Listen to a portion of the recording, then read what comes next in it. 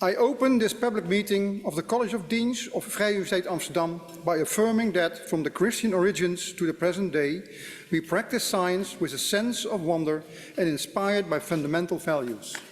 Please be seated.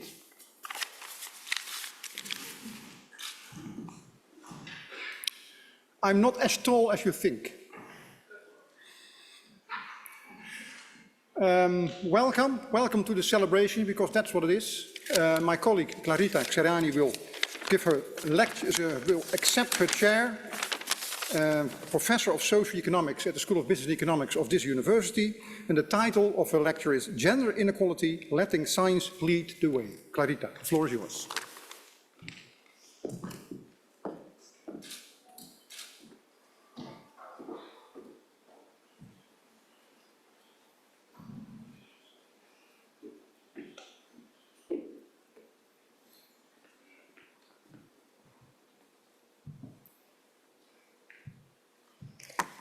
So Arjen stole my joke, because I wanted to start with a joke, and that is for those of you who think, how did she become tall all of a sudden? There is a thing down here that is helping me, just for the slightly shorter people than Arjen and the rest of the Dutch people in this room. Good afternoon, everyone, and welcome. I'm delighted that Vrije Universiteit Amsterdam has taken the bold step of establishing an interdisciplinary chair in socio-economics. I am honored to have been chosen to fill this position. Over the next 40 minutes, I will illustrate what this interdisciplinarity entails and why it is so valuable.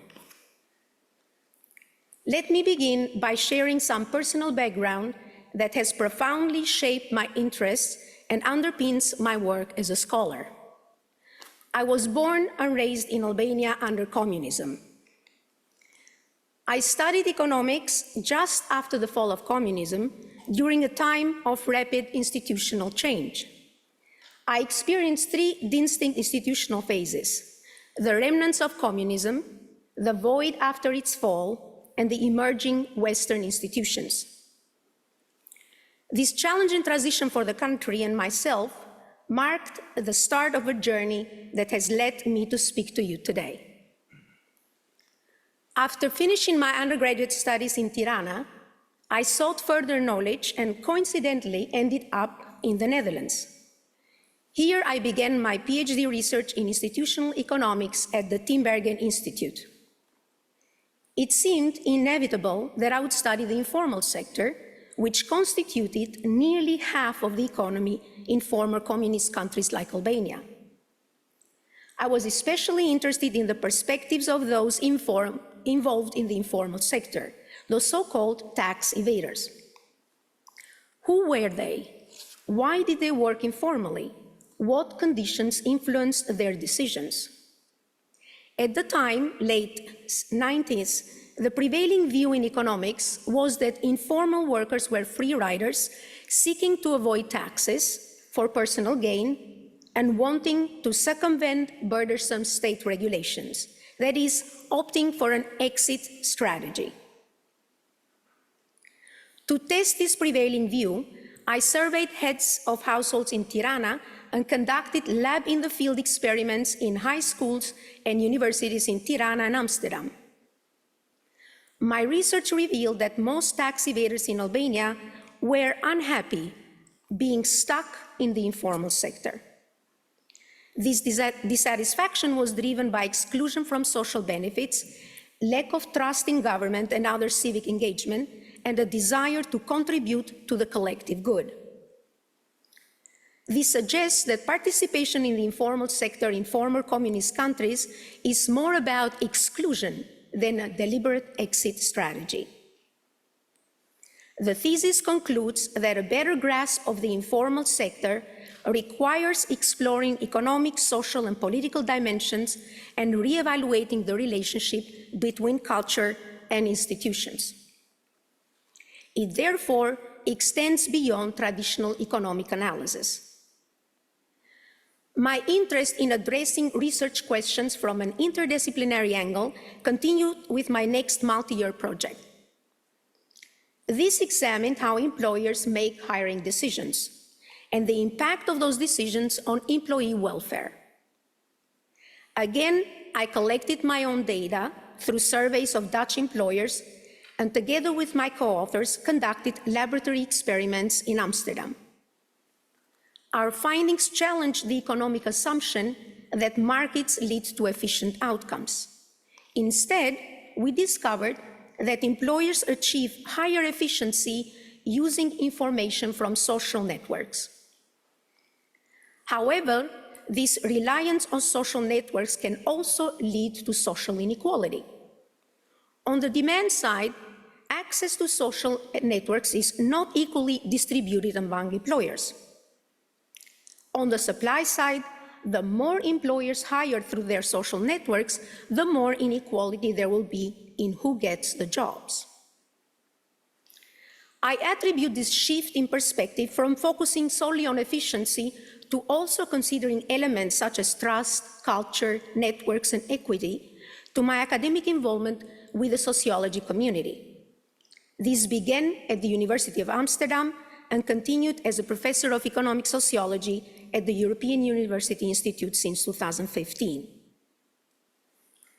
I now recognize that these research projects have laid the groundwork for the research program that I have dedicated myself to over the past decades or so.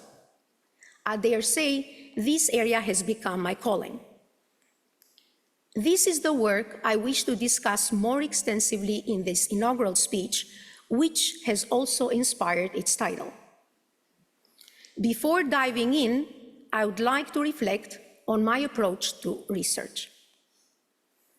Beyond my commitment to interdisciplinarity, where I bridge economics and sociology, and occasionally venture into social psychology and political science, I strongly believe in the value of combining diverse research methods to collect empirical data. By combining multiple methods known as cross-validation, we can mitigate the drawbacks while retaining the benefits. Almost all my research relies on self-collected data, including observational data from traditional surveys, as well as data from laboratory experiments, field experiments, and vignette studies. By employing various research designs, I can test theoretical expectations from different angles to obtain more robust empirical findings. Allow me to elaborate somewhat on the method of experimental research for those who may not be very familiar with this type of data in social sciences. Experimental research spans various types, including laboratory experiments conducted in highly controlled environments, as well as field and vignette experiments that unfold in real-world settings. Experimentation involves controlled changes to observe how altering one aspect of a situation affects others. For instance, I might expect that standing increases your comprehension of my speech due to improved blood circulation and oxygen flow to the brain, thus enhancing your concentration. To test this, an experiment would involve changing sitting to standing and observing whether it affects your comprehension level. No worries, I won't make you do this experiment, though I did consider it. So now back to some fascinating research. In both our professional and recreational lives, collaboration and competition are fundamental aspects of human interaction. From our upbringing and education to our professional endeavors, collaboration is omnipresent. We are often placed in situations where we need to work with others in teams or groups. However, alongside collaboration, competition is also pervasive. While competition is often associated with professional settings, it is also present in recreational activities like board games or family sports. We regularly compete for jobs, mates, leadership, wealth, and recognition. Okay, sure, but so what? Well, each of these forms of interaction are characterized by uncertainty. This uncertainty allows for stereotypes and biases to play a role in our actions, which can be detrimental for some and less so for others.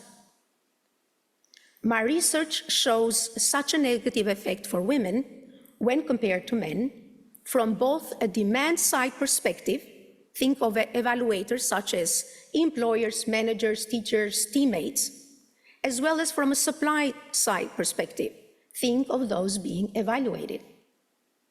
We all, in some capacity, find ourselves in the role of an evaluator or an evaluatee. Let me start with a demand-side perspective, thus the evaluators. Think of various workplace environments, like a university, law firm, marketing agency, airline company, or museum. When you are tasked with completing a task on your own, such as writing an article or a report, the signal of ability is clear. It is solely your work. However, in a collaborative setting where you work with others in a team, this is not as straightforward. Collaborative work often does not provide clear information about each contributor's skills or abilities. Therefore, collaborative settings introduce uncertainty about who did what. This uncertainty may seem harmless at first, but it can significantly impact resource allocation by evaluators. For example, in scientific projects, like many of us engage in, collaboration is common. I, too, collaborate with others, including my husband, Arthur. While our collaborative synergy is productive and innovative, and at times fierce, I can tell you, the downside arises when evaluators or peers wonder about who contributed what to our joint work. This ambiguity may affect the academic reputation and status of us both, as well as tangible outcomes like promotions, grant awards, and salary. How could our collaboration have some implications and why? In my research, I rely on two main theories to explain micro-level bias against women and other groups: statistical discrimination theory from economics and status characteristics theory from sociology and social psychology. Statistical discrimination, developed by Aaron Phelps in the 70s, argues that evaluators faced with imperfect information assume average productivity based on demographic groups like gender, often perceiving women as less productive. This leads to informational bias, disadvantaging women in ambiguous situations despite actual productivity. For instance, if Arthur and I co-author a paper, evaluators may unfairly credit Arthur more due to the expectation that men are more productive in economics. This bias should, however, diminish with clear evidence of productivity. Status characteristics theory, developed by Ridgway and Associates in the 90s, provides a different perspective. The theory argues that in uncertain situations about competence, observable individual characteristics like gender or race are used to infer performance expectations and shape individuals' social status. Gender can thus be used as a status characteristic, meaning that we attribute higher status to one gender, for example, men, than the other gender, for example, women, as long as there are widely shared societal beliefs on gender differences in competence. This is more likely to happen in mixed gender environments or strongly gender jobs, like nurses versus IT specialists. Thus, while statistical discrimination theory attributes discrimination to informational bias, suggesting that women's disadvantage will decrease with clear productivity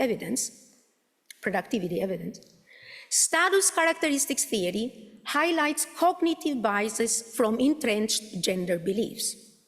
The double standard perspective within this theory shows that even with known objective performance, status discrimination persists due to lower status attribution to women. This is a powerful conclusion because such a bias may impact not only evaluators' decisions, but also our own self-perception and performance. Okay, so this is what the theories would predict when evaluating those that are involved in collaborative work. But what do the data tell us? In a recent study, my co-authors and I asked the following question. Does gender influence how credit is attributed to joint work?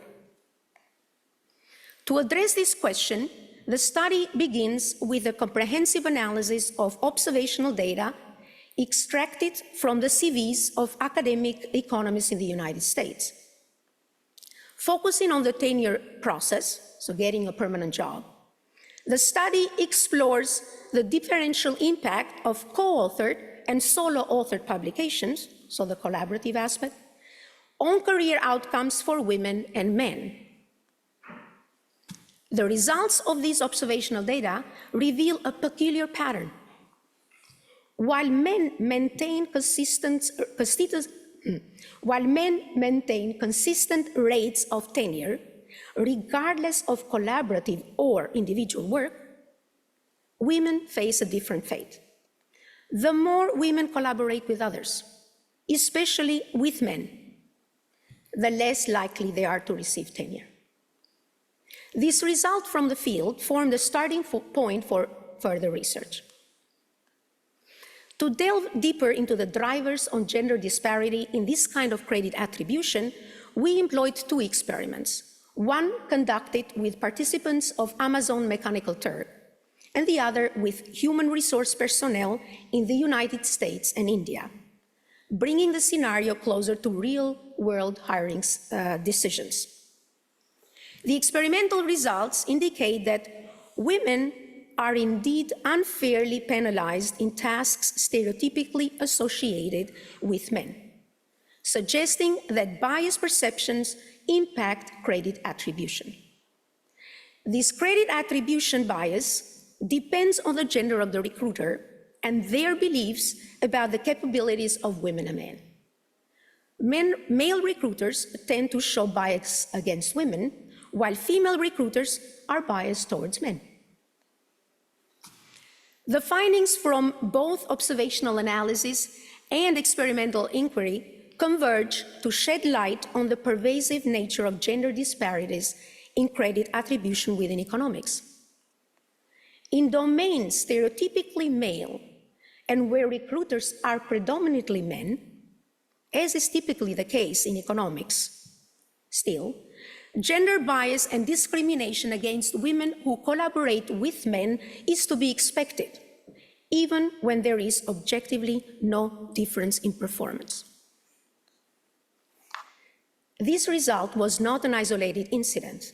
We replicated these findings using a different method, a factorial survey or vignette experiment that studies how credit attribution for collaborative work influences the hiring intentions of professors at Italian public universities. Once again, we observed that when the evaluator is a man, joint work negatively affects female candidates, leading to less favorable ratings compared to their male counterparts with similar qualifications. This bias was again pronounced mainly in economics. I firmly believe that the implications of these studies extend beyond academia, potentially influencing hiring practices and professional advancement in the broader labor market, where teamwork is becoming increasingly important. After letting these findings speak, when presenting in various forums and occasions, I often face nervous questions, especially from young female scholars, suggesting that the main implication is that women should avoid collaborating altogether and certainly not with men. Allow me to use this opportunity to clarify and emphasize once again that this is not the main takeaway. Oh, this was fast. There. On the contrary, Collaborations foster synergies, innovation, smart solutions to challenging questions, and the sharing of responsibility and workload. While men seem to reap the benefits and receive credit for these collaborations, there is no reason why women should not be entitled to the same privileges. This is the message I hope you take away from this research. But I'm not done, just getting warmed up. Having shared a selection of research focusing on the demand-side perspective, the evaluators, let me now shift to the supply side, focusing on those being evaluated. Here, I delve into another crucial aspect of human interactions, namely competition. In the workplace, we not only collaborate in teams, often we also engage in competition with each other. This competition may be for resources, such as a job, a promotion, or a salary increase, or it may be for status, which reflects how we are seen in the eyes of others. To illustrate, consider a scenario where two members of a law firm are competing to become partner. The firm has decided to appoint only one of them. The lawyer who wins the competition gains on two dimensions.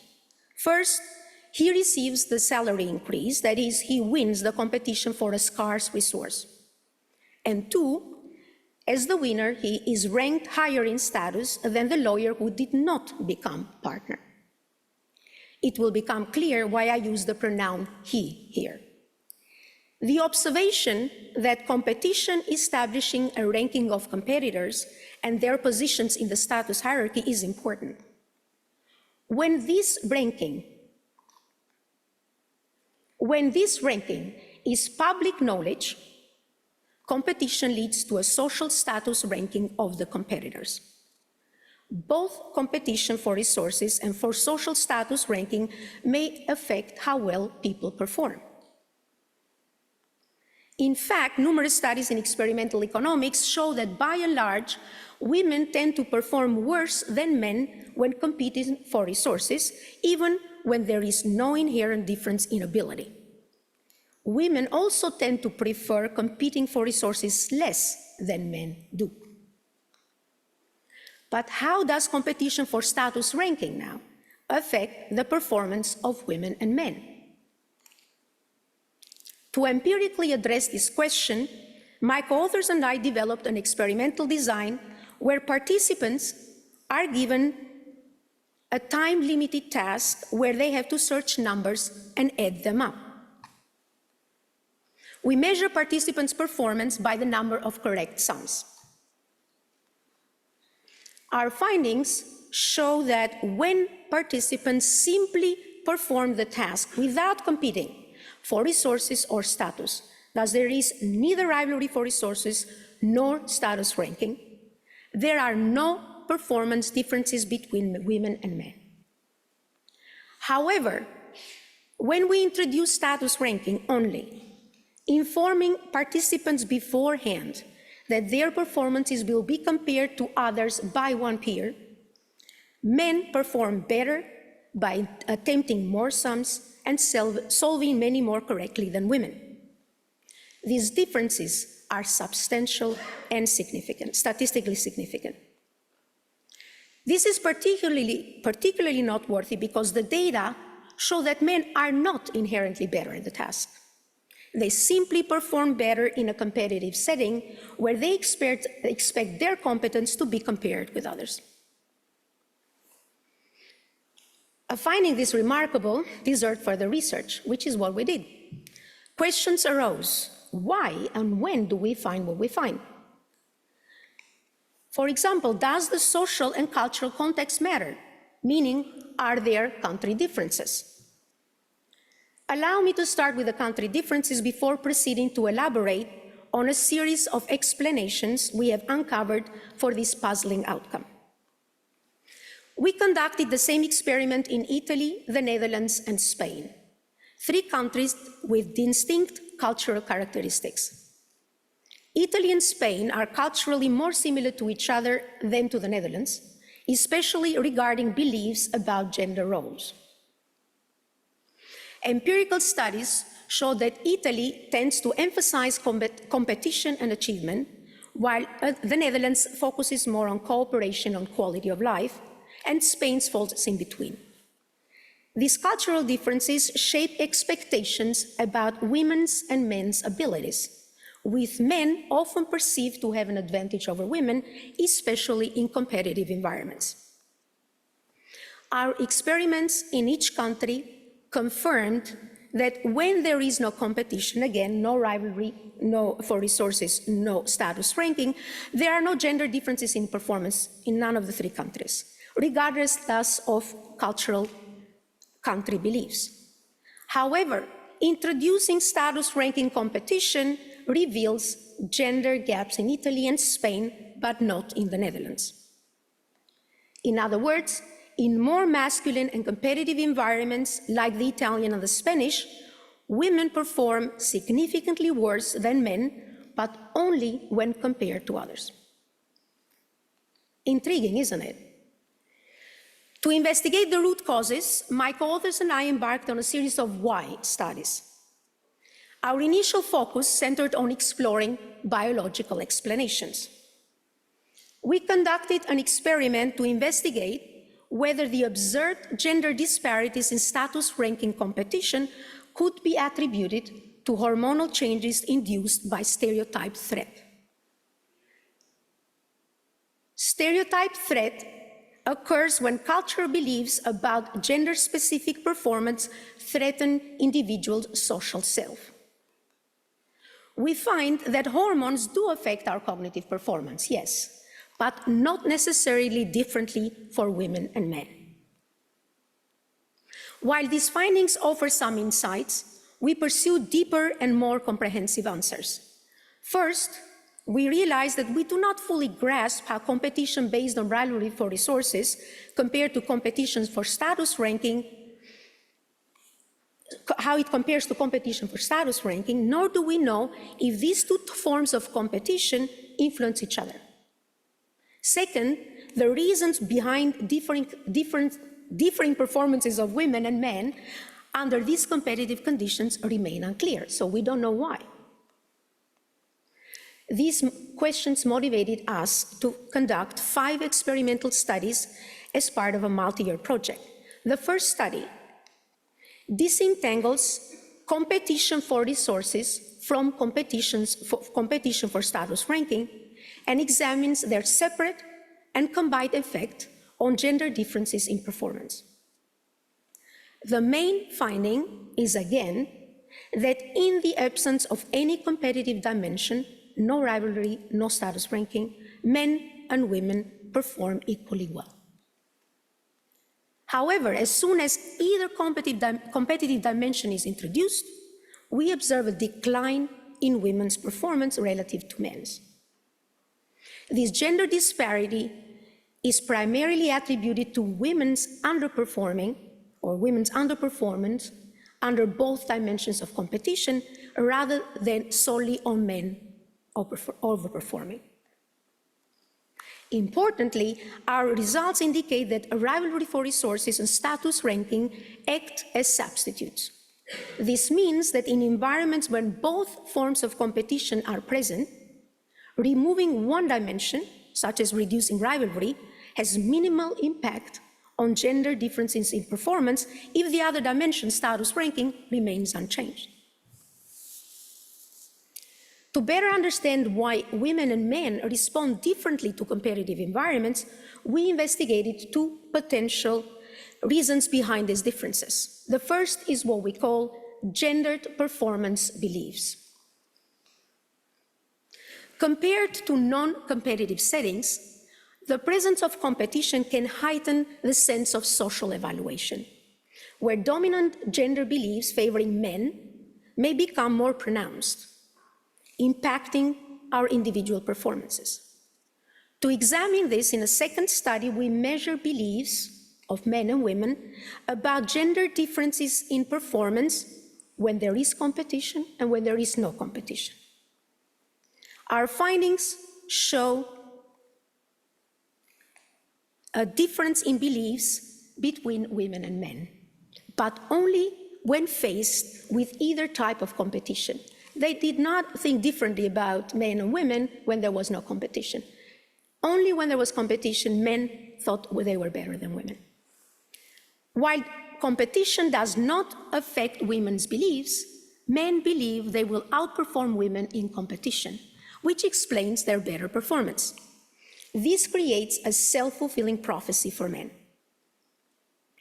The second possible reason for the gender difference we observe relates to the so-called warmth stereotype.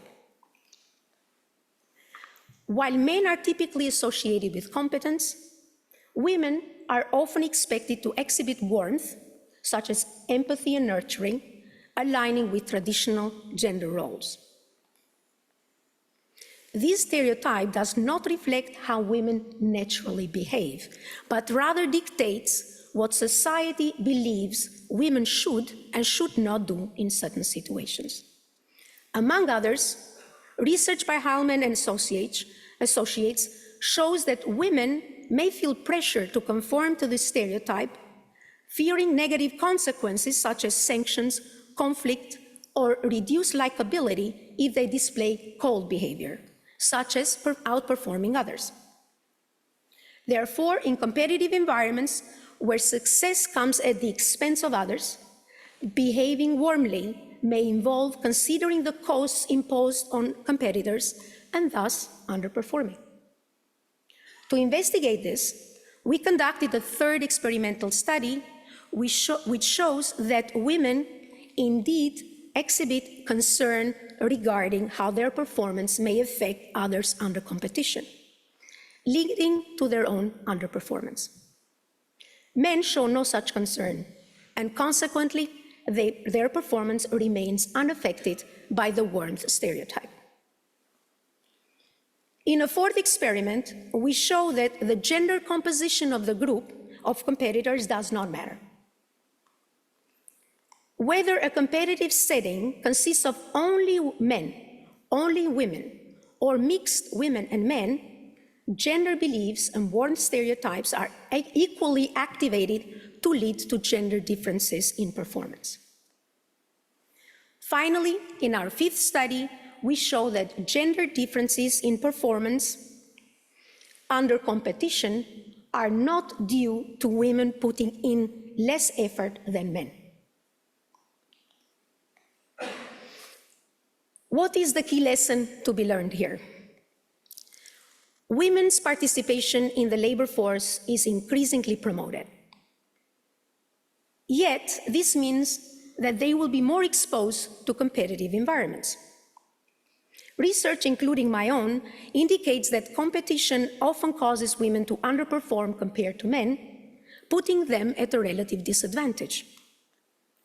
This disadvantage not only hinders the positive impacts of increased participation, but also undermines efforts to improve gender equity in hiring and promotion. Decision makers in all organizations must recognize gender differences in response to competition in order to foster an equitable work environment. After recognizing the issue, taking action is not only desirable, but necessary.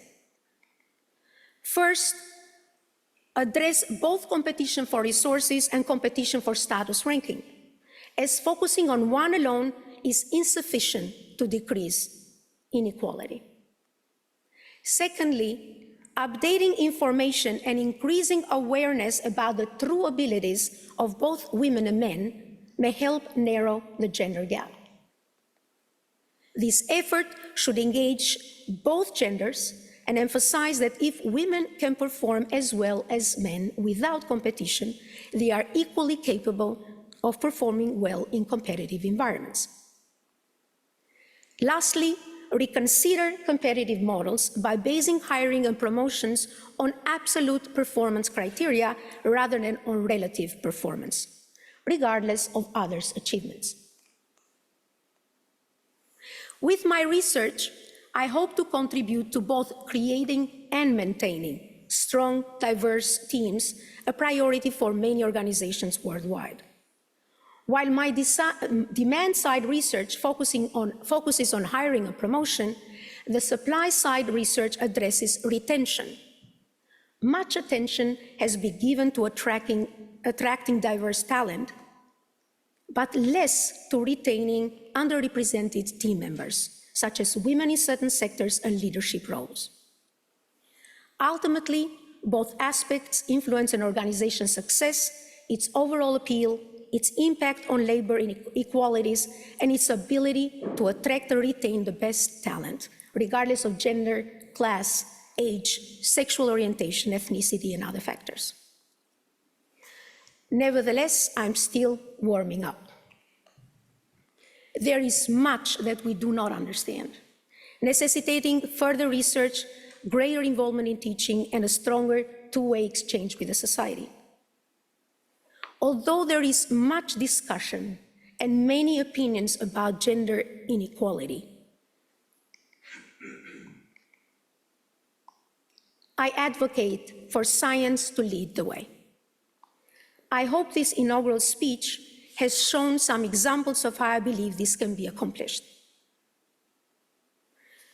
Looking forward, my future research plans include exploring other disadvantaged groups with a particular focus on the intersectionality of various individual characteristics such as gender, nationality, and social class, to mention some. People are often identified by multiple characteristics. For example, I'm a highly educated Albanian woman.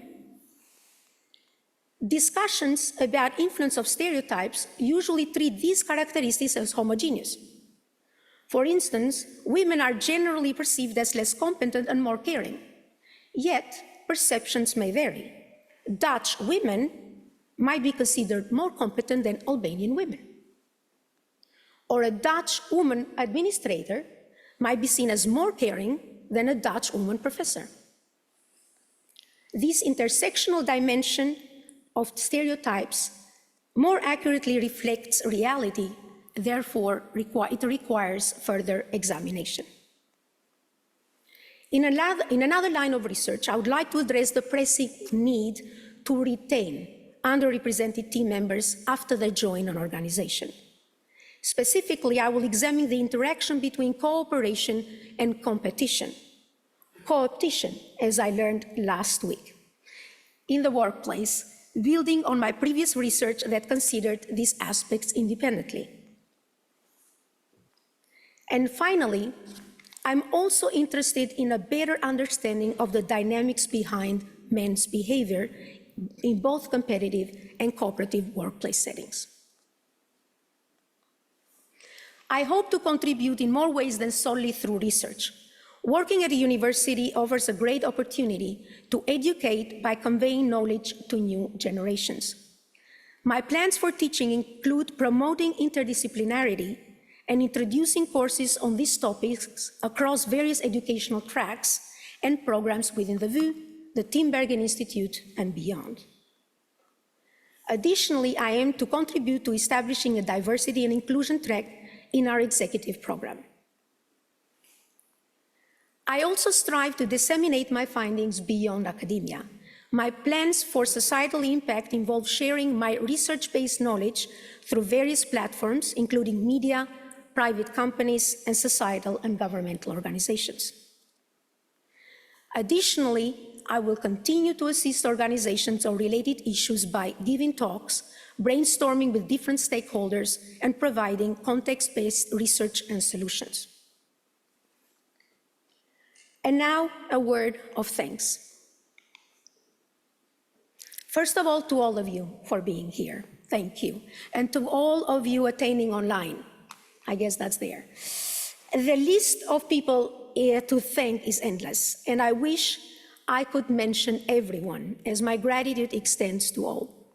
However, I have to be selective, hoping you will feel appreciated, even if not mentioned here. As a female scholar from Albania, increasingly invested in diversity and social equality, I greatly appreciate Vrije Universiteit's commitment to fostering diversity, inclusion, and belonging within its academic and student communities.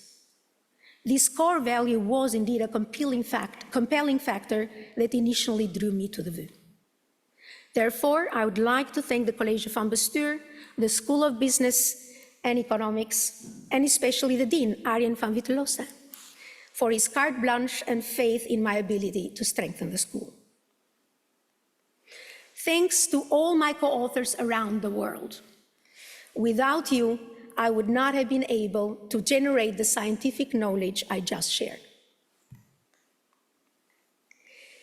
Thanks to all my graduate students and early career researchers whom I've had the honor and pleasure to advise and interact with across the different academic affiliations I've had. Despite the heavy responsibility, inspiring younger scholars, helping them grow, and developing their talents has been one of the most rewarding aspects of my academic career.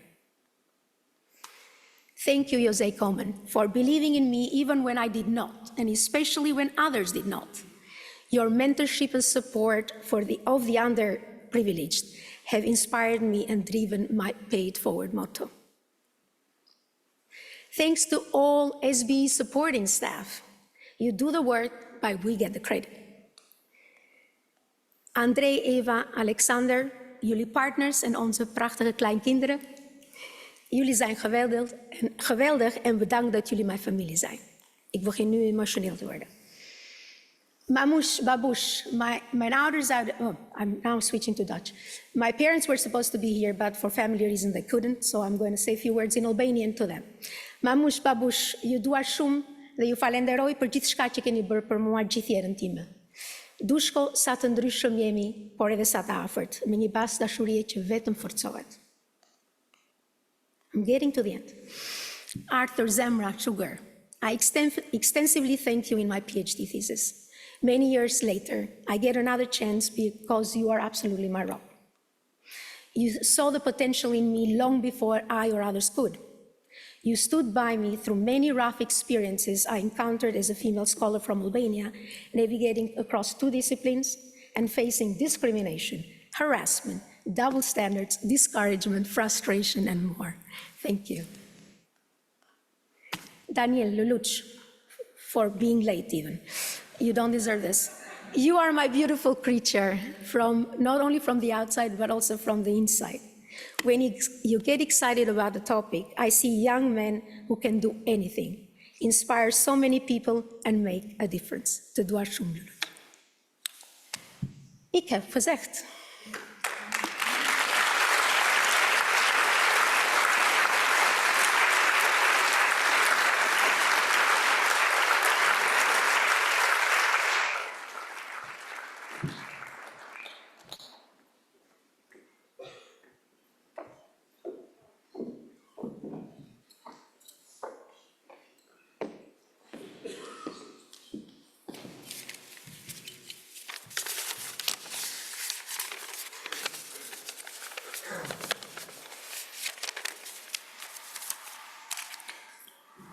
First of all, I would like to congratulate Klarita for this excellent speech and for what she's planning to do in the future. And I would like to extend my congratulations to family and friends. You can be proud. There are a few things that I always can say these days when we appoint new chairs, because that's part of our strategy almost. So the type of work that Klarita does really fits with what we'd like to achieve by being multidisciplinary, crossing different disciplines. In her case, at least 4, as far as I could see. By also being rigorous, by using multiple methods. And by doing so, trying to contribute to knowledge that would help to solve issues, wicked issues in society. And all this we have seen, I guess, in the work that Klarita presented today. But there is more. There are a few things that I would like to emphasize. One is that what I find beautiful about the research line of Klarita is the careful build-up, the cumulative nature of the research by basically building up one piece of the puzzle after the next. So each study kind of raises new questions, which then require a new study, etc. Not only that she does so by opting for the design and collecting the data that you need to kind of try to answer the next question. and doing all this very rigorously and kind to come up with conclusions that really help us to kind of take the next step and start to build up to the next part of the puzzle. So I think that's beautifully done. And I see there are many more pieces of the puzzle, and there are many more cumulative pieces of work that we expect in the near future. The second thing is the topic. Inequality generally and gender equality specifically are key issues. And to me, how to put this mildly, I think that in a way discrimination is back in society. And I think that it even implies more of a responsibility for us as scientists to try to counter that and to kind of develop knowledge, to find solutions for this kind of discriminatory policies or whatever it's happening in society, also within our own institutions. So closer to home, Klarita is now chairing a committee that thinks about these kind of issues. That thinks about issues related to diversity, inequality, inclusion, and will come up with, hopefully, advice what we as leaders of the school can do better. And I already saw some hints what I can expect in terms of the advice, actually. And I think that's extremely important, and I also like the idea that we take the next step by not only focusing on gender equality, but make it more broad and also focusing on intersectionality, which is key. So I'm looking forward to the advice that I can expect in the near future. And as far as the school is concerned, we have to take this seriously, because many of the issues that you discuss are happening in our own corridors, and we should try to do everything we can to avoid that to continue.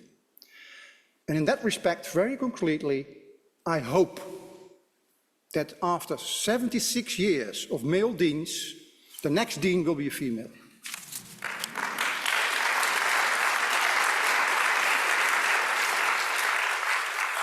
May I ask you to stand up?